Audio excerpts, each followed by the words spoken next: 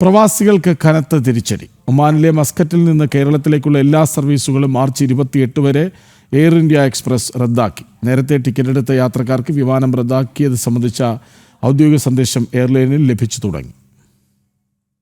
മസ്കറ്റിൽ നിന്ന് കേരളത്തിലേക്കുള്ള എല്ലാ സർവീസുകളും റദ്ദാക്കാനുള്ള എയർ ഇന്ത്യ എക്സ്പ്രസിന്റെ തീരുമാനം പ്രവാസികളായ നൂറുകണക്കിന് യാത്രക്കാരെയാണ് പ്രതിസന്ധിയിലാക്കിയിരിക്കുന്നത്. കണ്ണൂർ, കോഴിക്കോട്, കൊച്ചി, തിരുവനന്തപുരം എന്നിവിടങ്ങളിലേക്കുള്ള എല്ലാ സർവീസുകളും മാർച്ച് 28 വരെ എയർ ഇന്ത്യ എക്സ്പ്രസ് റദ്ദാക്കിയിരിക്കുകയാണ്. അതേസമയം മസ്കറ്റിൽ നിന്ന് മുംബൈ, ഡൽഹി സെക്ടറുകളിലേക്ക് എയർ ഇന്ത്യ എക്സ്പ്രസ് സർവീസുകൾ തുടരും. ഗൾഫ് മേഖലയിൽ സംഘർഷം തുടരുമ്പോഴും മസ്കറ്റിൽ നിന്നുള്ള സർവീസുകളാണ് കൂടുതൽ തടസ്സമില്ലാതെ തുടർന്നിരുന്നത്.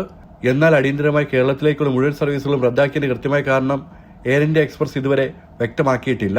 ഇതര GCC രാഷ്ട്രങ്ങളിൽ വ്യോമപാത അടഞ്ഞപ്പോഴും തുറന്നിരുന്ന ഒമാൻ വഴിയാണ് ആളുകൾ യാത്ര ചെയ്തിരുന്നത്.